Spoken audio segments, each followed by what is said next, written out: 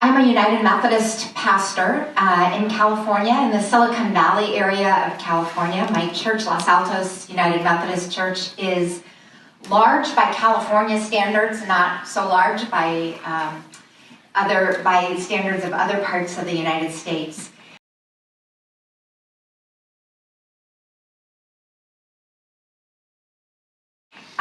I've been the pastor at that church just for the last year and a half or so. So this is something that we've just been involved in over the last year, and I want to tell you about this collaboration we've done with Ashoka.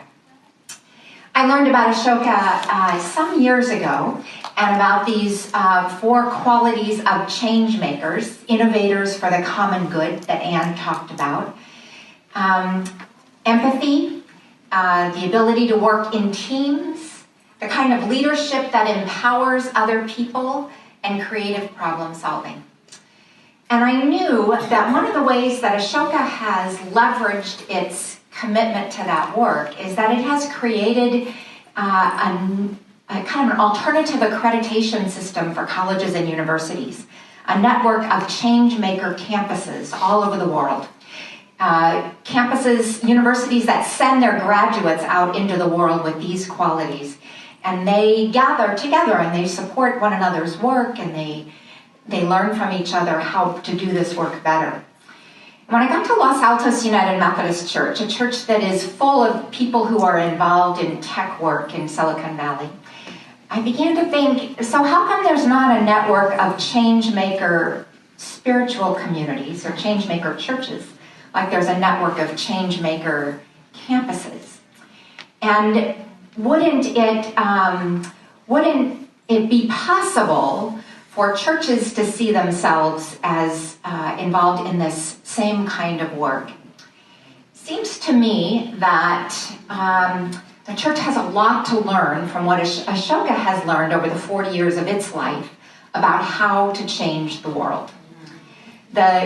The mission statement of the United Methodist Church, like many other denominations and religious traditions, is about transformation of the world. We say the mission of the United Methodist Church is to make disciples of Jesus Christ for the transformation of the world.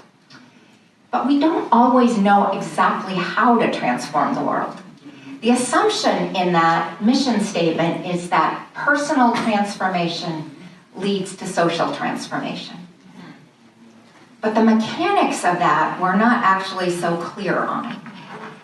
And so what if we could pair what the church knows, which I'm going to say is compassion. The religion's word for empathy that Ashoka talks about is compassion.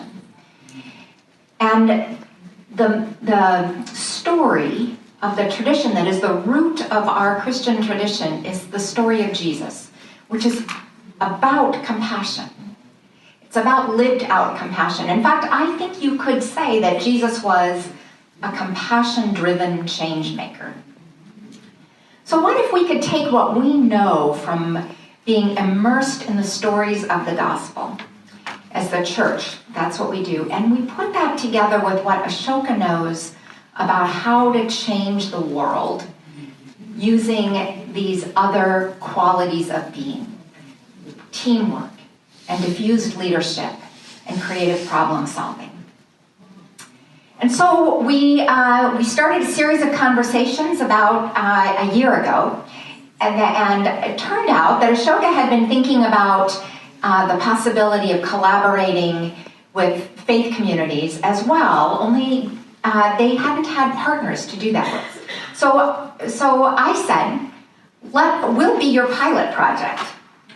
Come and do what you've been thinking about doing with the faith community here, and we will learn together what that is. So we began. In April, Ashoka came and did a community-wide event for the church in which they explained what change-making is, much as Anne just explained it to you, and we had about 250 people there. I had preached once on the possibility of this change maker initiative, that's what we're calling it, this collaboration with Ashoka. And we invited people to come and hear more about it. About 250 people came. And we had in front of us, we had already mapped out a 9-month fellowship that might draw some people to come and learn personally and intensively what it means to be a compassion-driven change maker in the way of Jesus. And that's really the way we talk about it. Out of that 250 people, we had about 80 stay for a more intensive session on what that would look like.